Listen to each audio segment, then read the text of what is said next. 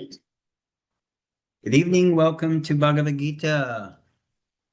We are continuing our journey through chapter 7. Thank you all for being faithful Gita students. I forgot to send out a reminder this evening, but still you're here. Thank you so much.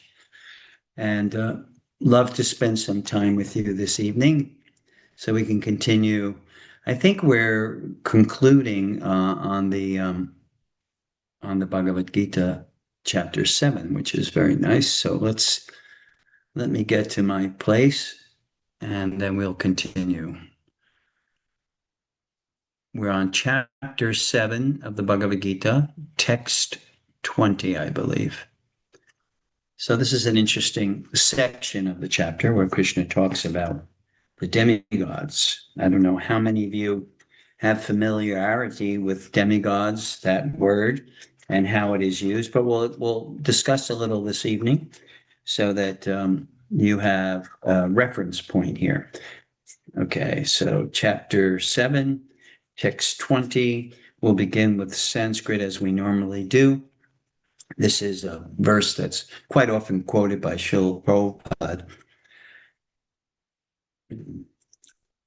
Amaishtaishtair ritagyana prapadyante nyadevataho tang tang niyamam ashtaya prakritya niyata swaya. So kamai is a word from kama, and that means by desires. Tai means various. Rita, deprived of. Jnana, knowledge. Prapadyante, surrender. Anya, to other. Devataha, demigods. Tam, corresponding. Niyamam, regulations. Ashtaya, following. Prakritya, by nature. Niyataha, controlled. Swaya, by their own. So the translation, that was the word for word transliteration, and then the translation reads as follows.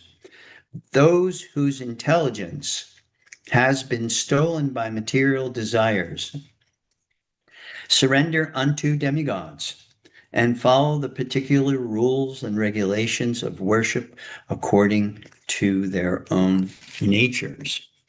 So, what does it mean when Krishna says they surrender or worship or worship the demigods, surrender unto demigods? What does it actually mean? And follow the particular rules and regulations of worship according to their own natures. So I think we discussed a little bit about the demigods and how there are 8,400,000 species of life, according to the various combinations of the modes of material nature. They manifest, each species manifests accordingly, according to the body they need, according to the mind and the intelligence level that they need. And in the human species, 400,000 different categories or different species, with the topmost being the demigods. So the demigods are in these topmost living entities that are endowed with certain abilities by the Lord himself, by Krishna himself. So what we have, with the analogy that we can use, is the analogy of the President of the United States and the cabinet members. You'll have the Secretary of Defense, you'll have the Secretary of Agriculture, Education, et cetera, et cetera. So they handle that particular aspect of government, but they are all subservient to the President of the United States, who can veto anything that they do. So similarly, with the demigods, we have I think I discussed this also before, 33 categories of demigods. And in other places, it says 330 million demigods. So in either case, there are various tiers or various levels of demigods. And they, specific demigods, control different facets of material nature on behalf of the Supreme. So, like you have Surya, he's in charge of the sun. The sun is akin to health, good health. So, if you want good health, you could worship Surya for good health. And then you have Saraswati. If you want education, and this is a big form of worship in India, for people who are wanting to have a good education, go to a good school, etc., and as a result get a good job, they will worship Saraswati. Now there are two different levels of Saraswati. There's Saraswati that's in charge of the material aspect of education, and then there's the spiritual Saraswati, spiritual education. So it gets a little complicated, but know that there are different demigods: Chandra, the moon, Vayu, the wind, Varuna, the water. And there are these various demigods who are in charge of these different facets of administration of material affairs. So, what it is, Krishna is saying here, those whose intelligence has been stolen by material desires, right? Stolen by material desires. So, what does that mean, stolen by material desires? It means that if you have material desires, and you adjust your life or organize your life in such a way that you want to fulfill those material desires, then Krishna is saying here, those whose intelligence has been stolen by material desires worship the demigods. So, what does that exactly mean? Exactly, it means that purified intelligence realizes that there is a higher goal to human life. And that higher goal, one can achieve eternal happiness, eternal satisfaction through the worship, through approaching the Supreme Personality of Godhead, Sri Krishna. And when one does that, then one is truly satisfied. So you can perform actions that are prayas or shreyas. So prayas means there's some temporary reward or temporary benefit, and shreyas means that there's an eternal benefit. So Krishna is saying herein that if you have good intelligence, purified intelligence, then you will utilize your energy, because basically we're utilizing our energy, the energy that we have, in such a way is to obtain what our desires are dictating. So worship of the demigods is nothing more or less than worship of the Supreme Lord. But there is a very distinct difference. Worship of a demigod can give you a particular desire fulfilled.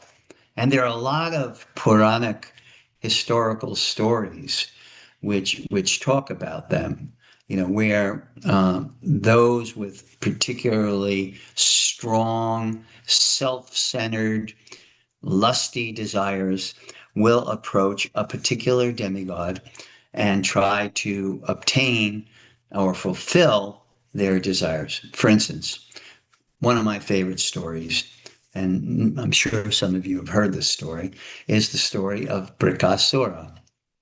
Brikasura is in the category of demons. Now, when we use this term, I want to have a little aside here, because sometimes people get thrown by, what does it mean when you say a demon? Is this some kind of monster? Demoniac is described very nicely in the Bhagavad Gita. Krishna says, Dambho darpo bimanascha krodha parushram evacha agyanam chabijatasya partha sampadam asuram. Pride, arrogance, conceit, anger, harshness, and ignorance These qualities belong to those of demoniac nature. So the Puranic histories, the Puranic stories, are talking about personalities that have those qualities: pride, arrogance, conceit, anger, harshness, and ignorance on steroids. First one, Brikasura, the story I'm going to tell you right now, was a demoniac person. He had a very, very strong desire for enjoyment, and he approached Lord Shiva. Lord Shiva is called Mahadeva. Mahadeva means the great Devata, the great demigod, because Shiva is in a category all of his own. We discussed we are spirit souls, and we are called jivas or atmas or the souls that are in the species of human species. So we are in this particular category. The Supreme Lord, Krishna, Vishnu, Ram, and the various manifestations of the Supreme are in a different category called Vishnu Tattva. And this is a category of um, internal energy, pure spiritual energy that has form. So, like Ishvara, Sarva Krishna, Sachidananda Vigraha. Vigraha means form. So, it's the form of the Supreme that is Satchit Ananda, eternity, knowledge, and bliss. So, this is Vishnu Tattva. All the manifestations, all the incarnations of the Supreme that have manifest themselves come from this particular category, Vishnu. So you have the soul, the jiva, which is Satchit Ananda, eternity, knowledge, and bliss, and we discussed this before, but finite, tiny, so tiny. It's called, the description that's given in a purport in the Bhagavad Gita is that 1/10,000th the tip of the hair. That is the measurement or the size that's hypothesized in the Upanishads. That's how tiny the jiva or the soul is. That's actually so powerful, even though it's so tiny. It's very, very powerful. It's motivating this entire mini cosmos called our body. It's giving us life and consciousness and is capable of doing so many things. Consciousness is different than the mind. That's one thing you have to be clear about. Consciousness is not aware of itself, because consciousness doesn't have eyes and nose and mouth and all. Consciousness is pure awareness. Awareness. Mind is a faculty or an environment by which one can receive and process all of the interactions between senses and sense objects. So the jiva is that pure consciousness, and that pure consciousness is aware of its, can be through purification, through yoga, through meditation, through prayer, through seva, can be it can be uncovered. Right now, if we're not realizing that's what we are, it means that we're covered. We're covered by the material energy and its influence. And its influence is called gunas. And gunas are sattva guna, rajaguna, and tamaguna, or goodness, passion, and ignorance. So when we do not have an understanding or an awareness of ourself as soul, which is separate and distinct from the body, which is made of the 8 material elements, then that is because of the presence of the gunas.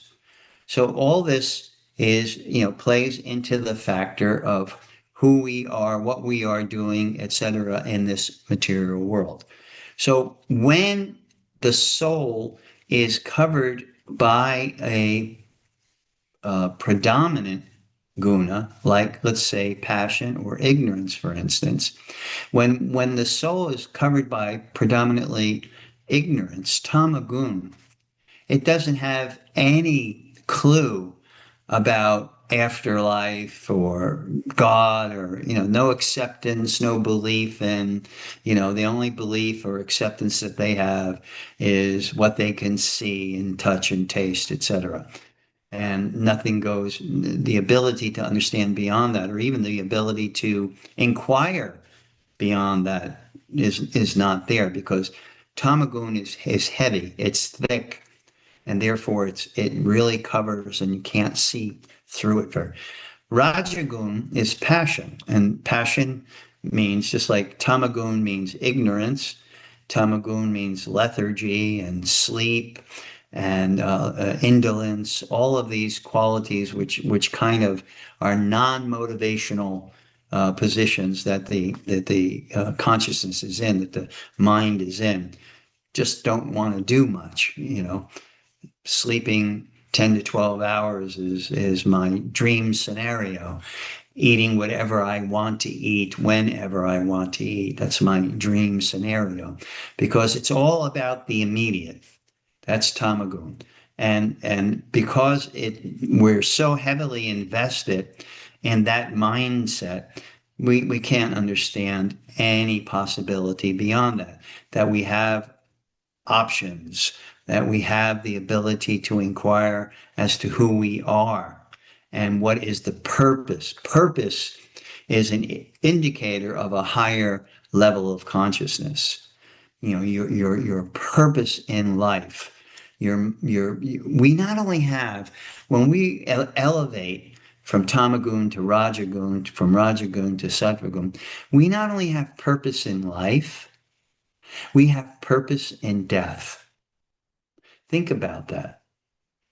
Purpose in life, okay, that's easy to understand. Purpose in death, what does that mean? Purpose in death means that there is an awareness of what death actually is and how we deal with it at the time that it's going to take place. Because invariably, every single one of us, I don't care if you're 30 years old or 40 years old or 50 years old or 60 years old or 70 years old, invariably we will face it. So this kind of understanding means we have purpose in life, and that's to understand the consciousness that we should be maintaining at the time of death. Because according to Bhagavad Gita, death simply means a changing of garments. That's the analogy that Krishna uses. We're changing our garments, we're changing our body. And what propels us, what causes us to change into another situation, is what we're thinking of at the time of death. So purpose in death means to have a stable, steady, unflinching mind, which can understand minimally that we're not the body, we're the soul, and to maintain a kind of steadiness and stability when we are about to change, and then to try to control the mind, because you realize it's panic mode. We're very used to and comfortable with waking up every morning, taking that breath, getting up, moving, even though as you get older, like you're in my age, it's a little harder to move in the morning than it was, when you were 30 or 40. So you're a little stiffer and your joints are stiffer and the movement's a little less fluid until you get that blood, flowing. But this understanding of death is death as a purpose. We have a purpose is very, very important in terms of our progress in spiritual life. It's not morbid, it's reality. Everyone will agree that it is reality that one day we are going to die. And how are we going to deal with it? That's what we are saying here. So this whole mode of material nature is what when we have material desires, when we're interacting in this material world, the kind of desire that we have, that desire manifests in such a way according to the predominant mode of material nature that we are cultivating. And yes, folks, we are cultivating a particular desire by the influence of the modes of material nature. And we can deal with that. We can cultivate a mode which is higher, like sattvic mode. What is yoga all about? One of the things that yoga is about is to control the mind and the senses. Another thing that yoga is about is to influence the mind by sattva gun. And this is what Krishna is telling us when real intelligence. How are you using your intelligence? If you're using your intelligence to satisfy the desires of the senses and the mind, just to fulfill the pushings of the senses and the mind. Vacho vegam, manasa krodha vegam, jiva vegam, udara upashta vegam. Rupa Goswami says there are 6 urges, basic categories of pushings that are there that actually form our desire. The urge to speak, it's vachavegam. Manasa, the urge of the mind to think. Krodha vegam, the urge of anger. Jiva vegam, the urge to eat, the urge of the tongue to taste nice foods. Udara and upashta vegam, the urge of the belly, because sometimes we don't eat out of necessity. We just eat to, satisfy the tongue and fill the belly. But whether it's warranted or not, whether it's necessary or not, can be very questionable. And then the urge of the sex drive. Those are the 6 categories of these urges. So when these urges manifest, they will manifest in accordance to the lifestyle you're living, the food that you are eating, the association that you are keeping, the education that you are exposing yourself to, all of these different lifestyle factors and dietary factors. That's why Ayurveda, which is a sister science to yoga, is so heavy in emphasis on lifestyle, having the proper lifestyle. If you eat properly, like sometimes people just say, "Oh, I really, I really want to eat after 6 o'clock. I mean, I just feel hungry. I have cravings, and I want to eat." Or due to negligence or laziness, we'll eat late or whatever, or eat in the morning things that we shouldn't eat, hard to digest foods, et cetera, et cetera. All of these things are part of what yoga says in terms of controlling the mind and the senses, controlling these various urges. And when we do so, that is a symptom of good intelligence. So when these desires manifest, they manifest in a particular way. So the demons, what were the qualities of demons? Pride, arrogance, ignorance, etc.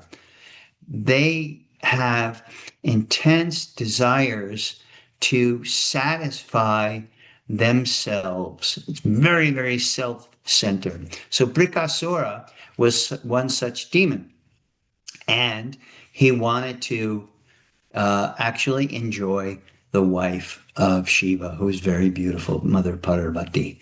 So he did austerities and penances, and to please Shiva. Of course, not revealing his true intention, but to please Shiva. And Shiva is called Ashutosh. He's a demigod, but he's of the highest level. He's really not a jiva, and he's not Vishnu Tattva. He's right smack in between. It's called Shiva Tattva, which means, like the jiva, he comes in contact with material energy. But unlike the jiva, he actually has all of these transcendental attributes, which make him very close to the qualities and qualifications of Vishnu and the Vishnu Tattva. So he approaches Shiva. Shiva is called Ashutosh, one who pleases, easily pleased, one who's easily displeased. He does all of these sacrifices and austerities. Shiva appears before him. Shiva says, what is it that you want? Prakasura says, oh, I want to be able to, when I touch somebody, they explode. So Shiva looks at him and says, that is your desire? And of course, there's an ulterior motive. And Prakasura says, yes, that's my desire. So Shiva says, he is Ashutosh. He can be easily pleased and he can hold to his word. He says, okay, I fulfill your desire. So Prakasura gets this little evil grin on his face. So he says, now anyone that I touch, like if I touch their head will explode. And Shiva said, yes. He said, that was your desire. I fulfilled your desire. So Prakasura looks at Lord Shiva thinking, okay, here's my opportunity. And he goes to touch the head of Lord Shiva, but Lord Shiva sees and understands immediately what's going on and flees. And Prakasura chases him all around the universe. And wherever Lord Shiva goes, he cannot find shelter. Lord Brahma cannot shelter him. Any of the other demigods cannot shelter him against this powerful benediction or blessing, boon, that Prakasura got. So he finally goes to Lord Vishnu, and Lord Shiva falls down to Lord Vishnu, and Lord Vishnu says, don't worry, I'll take care of him. And then Shiva disappears. Prakasura comes, and he says, oh, my dear Lord Vishnu. And Lord Vishnu says, and what is it that you are doing here, Prakasura? He said, I am looking for my old friend, Lord Shiva. Do you happen to know where he is? He said, oh, Shiva? No, I don't know where he is. I don't associate with Shiva. And Prakasura says, oh, why? Why don't you associate with Shiva? Well, oh, Shiva, he pretends like he has all these powers and, he pretends like he's giving boons and blessings to all these people. He doesn't really have that. So there is a potency of the Lord's called Mahamaya. And Mahamaya within the material realm causes illusion. And then there's another aspect of Maya called Yoga Maya, and that's within the spiritual realm. For instance, when Mother Jasoda wants to see God, Krishna, the Supreme Lord, as her son, how's that possible? How are you going to see God as your son? That is the effect or the influence of Yoga Maya. So Vishnu has these potencies, and he kind of weaves this mystifying spell on Brikasura, and Brikasura believes what he says. Oh, really? Shiva can't do that? You mean I don't have this power? And Vishnu said, what power? He said, well, the power, if I touch somebody's head, it'll explode. And Vishnu starts laughing. Oh, are you kidding me? Oh, he fooled you? Yeah, he fools so many people like that. Just touch your head, you'll see. And Brikasura, under this mystifying potency of Vishnu, touches his head and his head explodes. So this is, when someone has intense desire, it manifests in a way that you can achieve something great by your worship of the demigods. But the demigods are not capable in and of themselves. They get their power, their potency to fulfill whatever desires they're able to fulfill from the Supreme Lord. Just as we have the freedom to have whatever desire we want. Krishna has given us this independence. So we can go in any direction that we want to go because Krishna has given the jiva independence.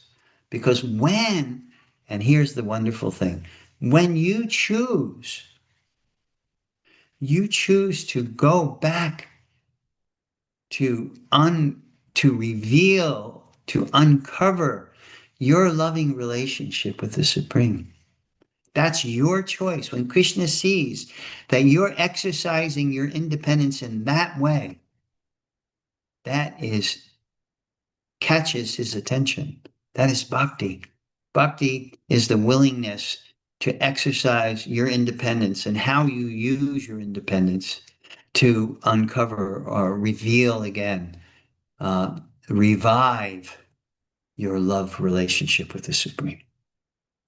That is why Krishna gives us an independence, because love is independent. You can't force someone to love you. That's not love.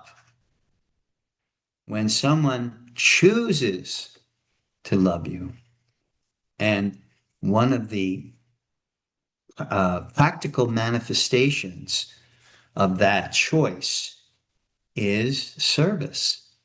So when we want to engage in our loving service to the Supreme, what we do, there's a whole process called bhakti yoga, and that is to teach us how we can use our independence and our energy and our intelligence to revive our loving relationship with the Supreme, which means our intelligence now makes, because intelligence means discrimination between right and wrong, we use our intelligence to discriminate what will give us the Shreyas result, the result of eternal benefit, as opposed to Prayas result, which means the temporary benefit.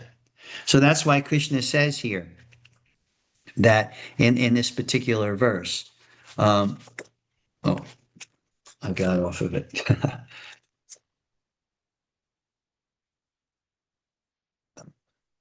Chapter 7. Let's get back to chapter 7.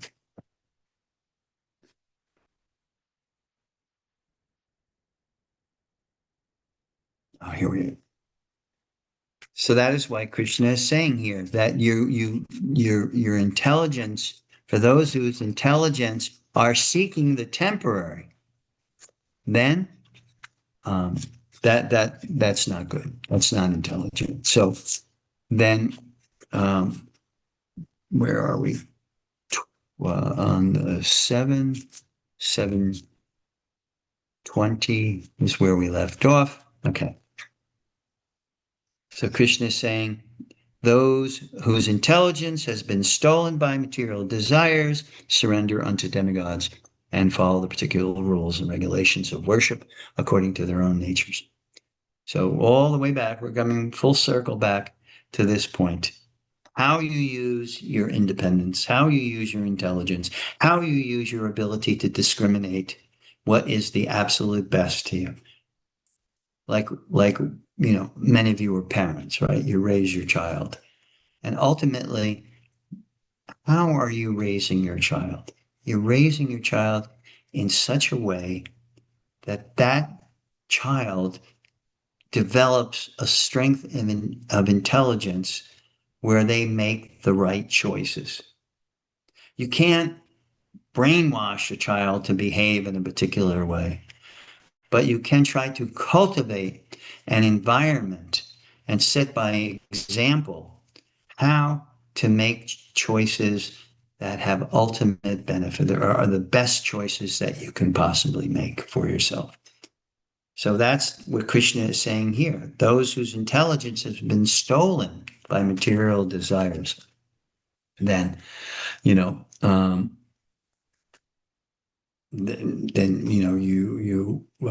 form bhakti, and that gives you the clarified intelligence. So these verses that we've read from 10 to 20, they form a progressive philosophical ladder. First is Krishna from 10 to 12. Krishna is the source of everything. Then from 13 to 14, the world is deluded by the gunas, three modes of material nature. Krishna's energy, difficult to overcome. Only by Krishna's grace can you overcome it. There are two classes, those who reject versus those who approach the Supreme. Those who develop a mindset of rejection of the Supreme, and those who try to approach the Supreme. And then there is a hierarchy amongst devotees, and then ultimate realization that Vasudeva is everything.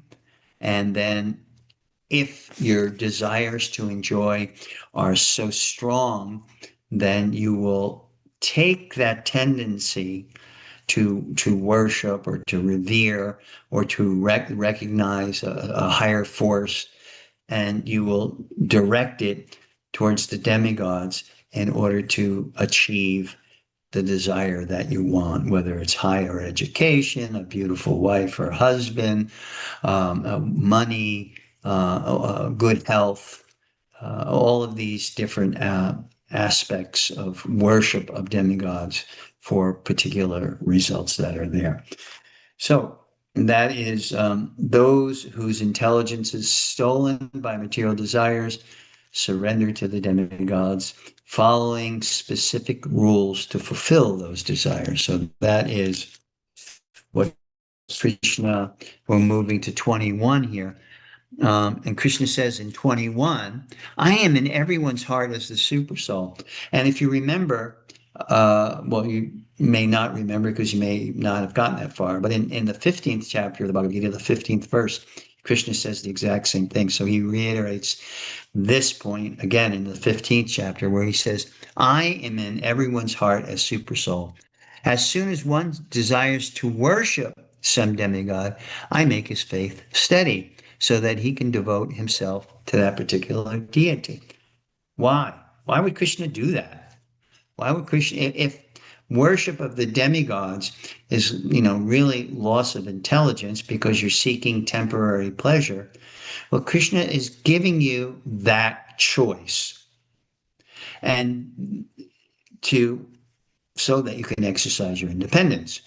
Secondly, if you follow the rules and because it's not whimsical or random, there are certain pujas or sacrifices or offerings that can be made in specific ways in order to please the demigods.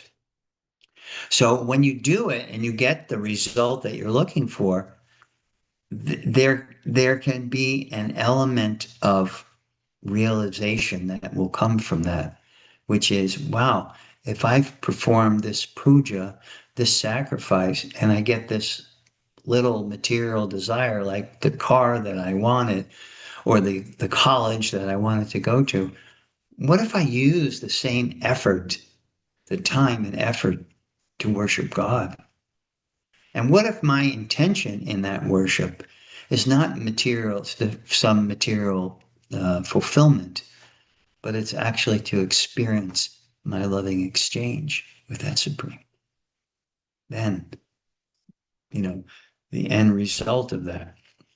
So this is why Krishna, because we have the various tiers of desires, and when it gets up to that tier where you're worshiping a higher power, an empowered living entity, and then you see that there is result when you do that, then it can instill within you faith in the process of the worship that you're doing, faith in that process, by performing that process, you'll get your material desire. And then the further development or evolution of faith is that if I have the same kind of faith in worshiping God, and I'm able as a result, all the results of what I get is shreyas. It's eternal. It's everlasting. If I get prayas in worshiping the demigods temporary, well, it's only fulfillment of the here and now. It's not eternity. So this kind of realization leads you on to the next step. So it's a progression. Life is a progression. And as we progress, we have greater and greater faith in the higher modes of activity. This kind of activity is closer to sattva gun. And then we can see when we arrange our life, our lifestyle, our belief system, our faith, if you read the 14th chapter of Bhagavad Gita, you can read this on your own. We'll get to it eventually. 14th chapter, 10th chapter, 18th chapter, you could read about how the modes of material nature, in one thing, say like knowledge or religion, you can be seeking knowledge, but if that knowledge and that desire for that particular type of knowledge is influenced by tamagun, it looks different than knowledge that you're acquiring for passion. Like, if you are a tech person, right? You're going to school for knowledge so that you can get a great IT job, right? So that means your motivation for knowledge is to get a good career, a good job. Whereas in Sattvagun, your motivation for knowledge, is understanding. What is definition of knowledge? The distinction between matter and spirit. That's like the preliminary level of knowledge on the higher level. Ultimately, it's not only to understand the distinction between matter and spirit, but what's the interplay between matter and spirit, between spirit and the source of matter, the supreme creator. And what is the creator, the supreme creator's interaction with that material energy? So all of this different interplay, those things become clearer according to how we are utilizing our energy, our mind, our intelligence for what is our intention. And ultimately, the best use of the intelligence is to love and to serve God. Because the analogy given in the Srimad Bhagavatam is if you water the root of the tree, the whole tree benefits. The bark, the trunk, the branches, the twigs, the leaves, the flowers, the fruits, just by watering the root. So by performing service, puja, prayers, meditation, this is why, sometimes people ask me in kirtan, because I do kirtan, and I try to do kirtan as frequently as I possibly can. And sometimes I'll go to yoga studios, particularly my really good buddy, Betsy Davis in New Jersey. I would do kirtan there a lot when I lived in New Jersey. And she pulled me aside one day. She says, you only chant Krishna mantras. Is there a reason for that? And I said to her, yeah, Betsy, I'm just totally sold out to Krishna. I'm in love with Krishna. I'm totally sold out to Krishna. And if I cultivate my relationship with Krishna, then I will water the root of my tree, and everything will develop. Rose, you have a question? I saw your hand. No, I was just clapping what you just said. It was clap, clap. Oh, okay. Well, thank you. We need a clapping sound to accompany the clapping hands. So, and what I would tell Betsy, yeah, I'm just sold out to Krishna because I don't really want any kind of boon or blessing from Lord Shiva or Lord Brahma or Ganesh or Durga or Hanuman. Hanuman is not a demigod; he's the greatest devotee of Lord Ram. But I'm not. That's not my intention when I chant. My chanting for me, the way I've been trained in the environment that I was raised, in the kirtan environment that I was raised, is we chant just to please Krishna. Just Krishna hears your sincerity through your voice. And when the principle is when Krishna is satisfied, that's the root of the tree, then all aspects of that tree are nourished. So even the atmosphere, when you read in the Bhagavatam, Srimad Bhagavatam, the 10th canto, and it talks about when Krishna was present and his Leela, his play in Vrindavan, you see that just by his presence, everything blossomed. Everything was wonderful. Weather, soil, trees were laden with fruit and fragrant flowers. Everything, just as a result. We didn't need, in Vrindavan, they don't need factories to produce products with the promise of fulfilling your desire. Everything was supplied. Everything is supplied in the spiritual world by virtue of your loving exchange with Krishna. Everything is satisfied. And then knowing that, having that faith, then you feel content. We're not just looking for happiness, but there's a contentment that's there when we do things in this particular manner. So, what does Krishna say in 22? I read 21, right? I'll read it again because I don't remember reading it. I am in everyone's heart as the super soul. As soon as one desires to worship some demigod, I make his faith steady so that he can devote himself to that particular deity. Then, 22, endowed with such a faith, he endeavors to worship a particular demigod and obtains his desires. But in actuality, these benefits are bestowed by me. And that gets back to the point that I was making, that the demigods and the jivas, the human beings, have a relationship. We are endowed by God with the ability to have these desires. And the demigods are endowed with the potency to fulfill these particular desires. Like I said, with Saraswati, it would be educational benefits. With different demigods, Ganesh, to remove obstacles on one's path. So they're endowed with that power because it comes from the same source as what's providing us with desire, and that is the Supreme Lord, God. So 22, endowed with such a faith, he endeavors to worship a particular demigod and obtain his desires. But in actuality, these benefits are bestowed by me alone. So Krishna says it right there.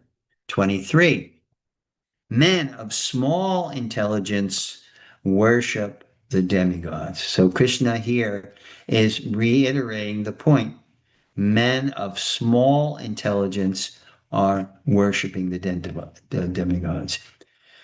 Antavat tu palam tesham tadbhavat yalpa medasam. The fruits gained by such worship are temporary, to paraphrase, and those who seek them are of a limited understanding. So that's what Krishna means here. Men of small intelligence, and their fruits are limited and temporary. And anyone can see that. Any material benediction that you can get is temporary. It's just like a person who wants to blow up their lips, right? In aesthetic medicine nowadays, ladies are getting Botox shots so they can blow up their lips to make them look more sensuous.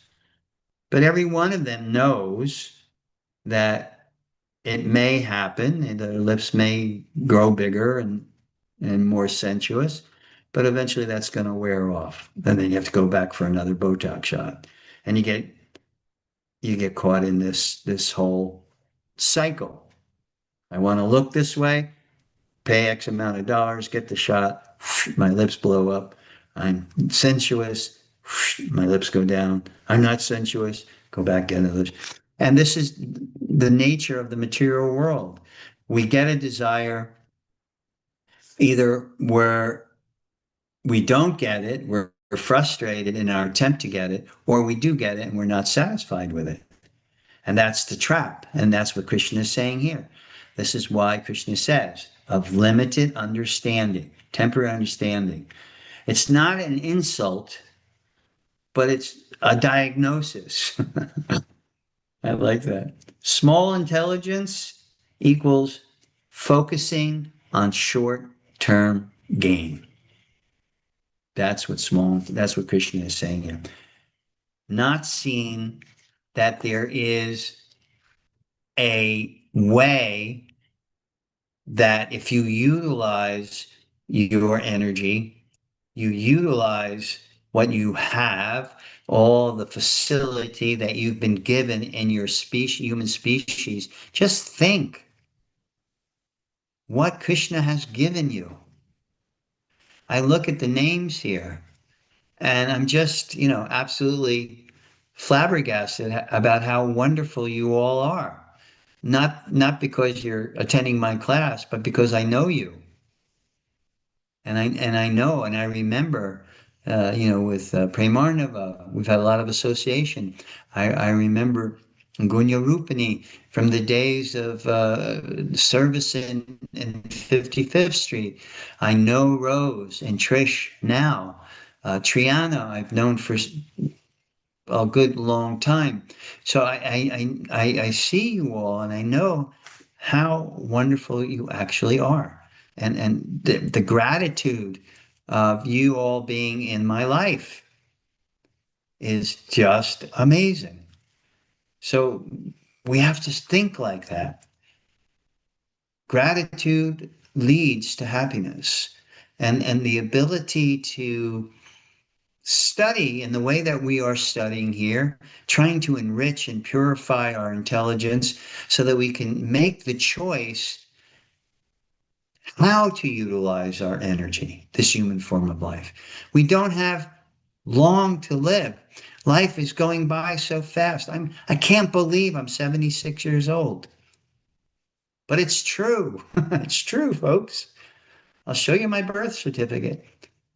But the thing is, that 76 years is like a blink of an eye. That's the reality of it. So we have to really make a hard decision, a hardcore decision in our life. What is that hardcore decision? How am I going to use my life? How am I going to use this human energy where I get the maximum benefit out of it rather than just some fleeting enjoyment out of it?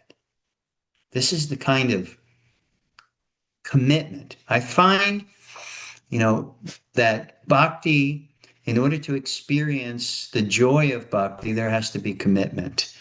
And I find that, in other yoga systems, you may have some commitment to do your asanas regularly, but there's no commitment to be off the mat. You don't have to regulate your eating or your drinking or your sleeping or anything, or you can party or you can do whatever you want. There's no, however you want to utilize your energy. It's okay. But when we get to bhakti yoga and we really seriously think about, as I said, the purpose of life and the purpose of death, then we come to the point where we have to make a decision how I want to use. And it's never too late. You're never too old to make that switch in consciousness where you can cultivate a life and a lifestyle which will give you the ability to connect everything to the Supreme. So demigod worship is temporary and it has some heavenly type results. Krishna Bhakti is eternal, beyond this material world, and it establishes our love relationship, which brings the ecstasy of the heart. Text 24 reads, let's see how I'm doing on time. Unintelligent men who do not know me perfectly think that I, the Supreme Personality of Godhead Krishna, was impersonal before and have now assumed this personality. Due to their small knowledge, they do not know my higher nature, which is imperishable and supreme. So Krishna is being very straightforward. He's saying, I have an energy called Brahman, and I also have a manifestation called Paramatma Supersoul. We've talked about this several times, and I've tried to bring this point home, but bring it home. But he says that those who simply see me as energy and ignore my personal feature, my love exchange feature, my Leela loving feature. If you ignore that, that is small knowledge. That is, you do not know the higher nature of the absolute truth. And Krishna says, you're missing out because understanding my energy, that's an aspect, but it's not full and complete knowledge. And understanding my presence of divinity within the heart, that's an understanding, but it's not complete knowledge. So Krishna says the most complete understanding of God and your relationship with God comes by recognizing the personal feature. Text 25. I am never manifest to the foolish and unintelligent. For them, I am covered by my internal potency. So the word here is nabijanati. Nabijanati means I am not, you are not able to understand me. You can't study and understand. You can study and understand when it is a seva, when it is a service. But if you think you can understand the Supreme by your individual efforts, no, because it is by grace, it is by mercy that you actually are endowed with the ability. Tesham satatam yuktanam Bhajitam pritipurvakam dadami buddhi yogam tam yenamam upayanti te. That Krishna says, I give you the understanding by which you can come to me by virtue of your worship, your meditation on me, your surrender to me. And then there is that reciprocation. Just like I quite often use the analogy, you can reveal as little or as much as you want to somebody, right? If you really want to become friends with that person, close friends, then you reveal, the deeper side of you.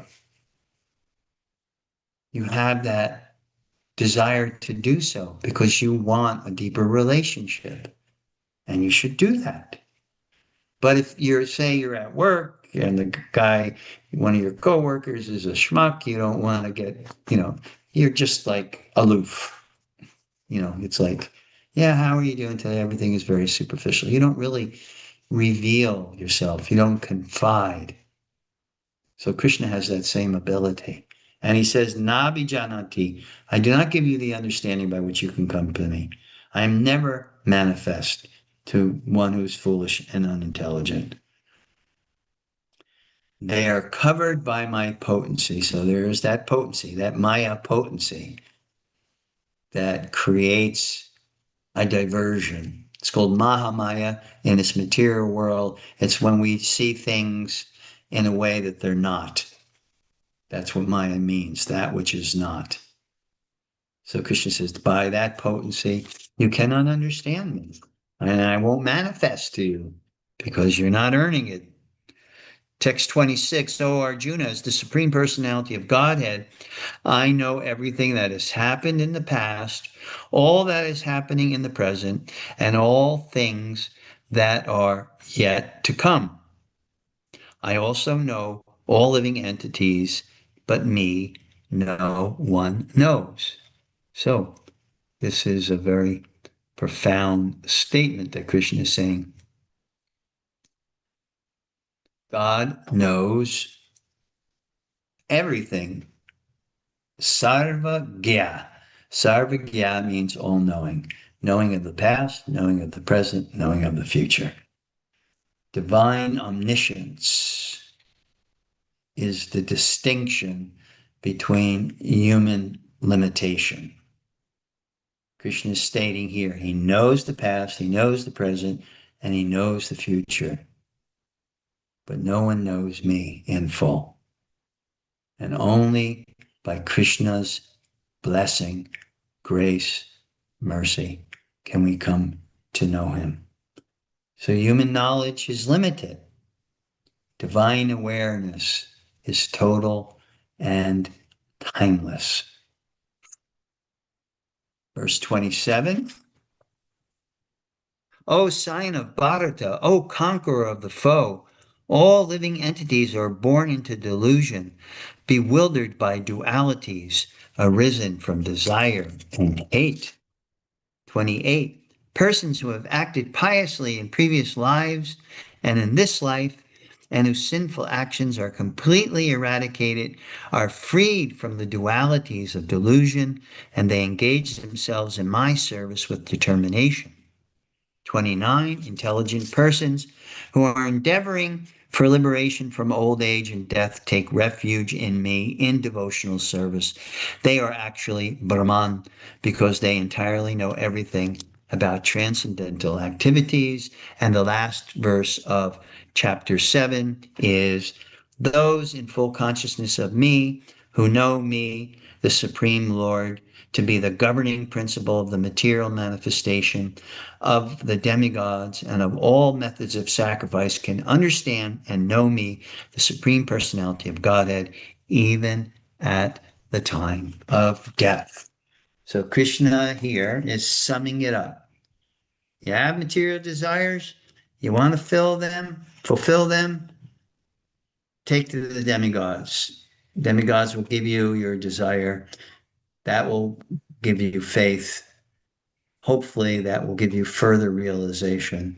Eventually, you'll come to this level where Krishna says, you're surrendering to me, you're accepting me as God, the Supreme Person, and you're doing service to me.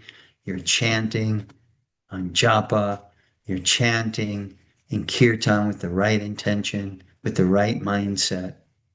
And when you're doing these things, Krishna says, I recognize, I see that, and I endow you with the ability to understand me as I am.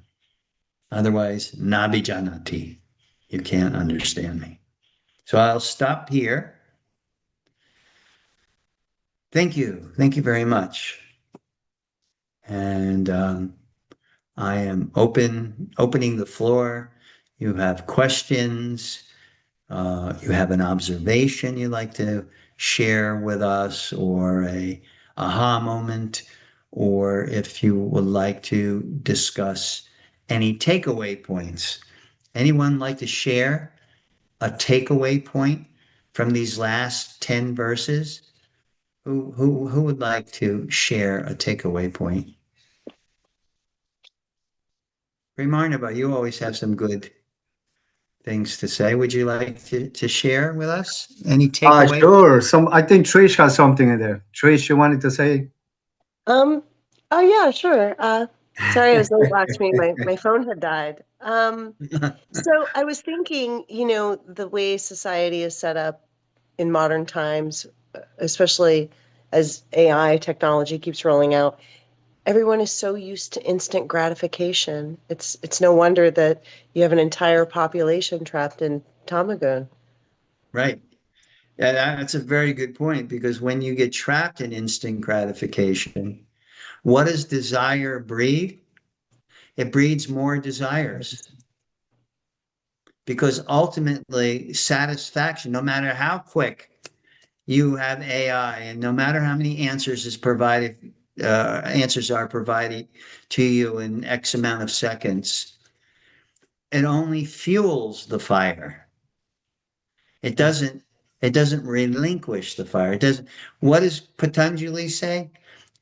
yogas chitta britti nirodha. You have to have a calm mind, a peaceful mind. I see these, I hate to talk about the kids. I love them to bits, but every day I take my son to the train station, and there's like 100 kids standing there, and they're all on their cell phone. You know, some are talking to each other, but most of them are on the cell. Even they're walking, they're doing things I could never do. I saw one girl today, she's walking with a cell phone and she's texting with one thumb. My wife makes fun of me because every time I'm texting, I'm pecking, and I'm slow. This girl's going like this. And I'm thinking, oh my God, her ability to communicate with her thumb is uncanny. So this this like you are pointing out, Trish, yeah, no matter how much instant gratification you have at your fingertips, it doesn't ultimately satisfy. Why? Because we're eternal beings and we really can't relate to the fact of non-eternity. We really can't relate to that. How many people want to die? People don't want to die because they think that their life is over. Existence is finished. And that's why they don't want to die. Even their life may not have been the greatest, they still cling. That's one of the kleshas that Patanjali talks about, one of the ignorances. We cling to this life. Even your body is growing old and you're waking up with all kinds of joint pains and this and that. It doesn't matter. That's what I'm used to. Sitting in front of the TV, cracking a beer open and watching a football game or a basketball game, or that's it. That's my source of pleasure. So these kinds of instant gratification don't ultimately satisfy us, because ultimately the only thing that satisfies us is also made of the same substance that we are, and that's Brahman. And that has the spirit, it's infused with that spiritual, pure spiritual energy. And that's what yoga, and specifically bhakti yoga, does. Bhakti yoga is linking us, connecting us to the Supreme through love and devotion. And that's what we're made of. We're made of love. We are love. We're loving beings.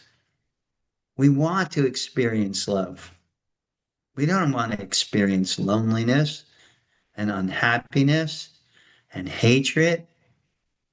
Love and the devotion and the service. People, it's been proven. You probably heard me lecture on happiness and what the psychologists are coming up with. That was my last lecture I gave at the program I invited you to, Trish, this last program. My lecture was on, in part, what science is coming up in terms of what they're finding make people happy. And one of the things that they're finding is that giving makes people more happy than receiving. People are happier with the giving spirit. And love generates the desire to give of oneself, right? As a parent, how much sacrifice have you made as a parent, right? And what is that sacrifice? That sacrifice is you're giving. You're doing maybe something you don't really prefer to do, but you're doing it. Why? Because you love your son and you want to him, and you want him, to be happy. So that's because that's what you're made of. And only until you fill your life with a kind of energy that comes from serving God, can you begin to experience the reciprocation from that service, which directly comes from the Supreme? And then you feel happy. You feel satisfied. You feel nourished, not drained. Satisfied, not discontent. Happy, not, you know, your only happiness is freedom from being unhappy. It's not real happiness.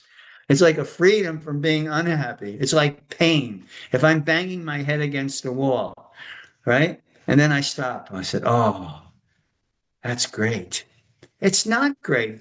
It's stupid. You're banging your head against the wall. You're causing yourself suffering. And now you're stopping. Oh, that's no. In this material world, we're causing our own pain. And when we get a little bit of respite from that pain, then we think that's happiness. But that's not happiness.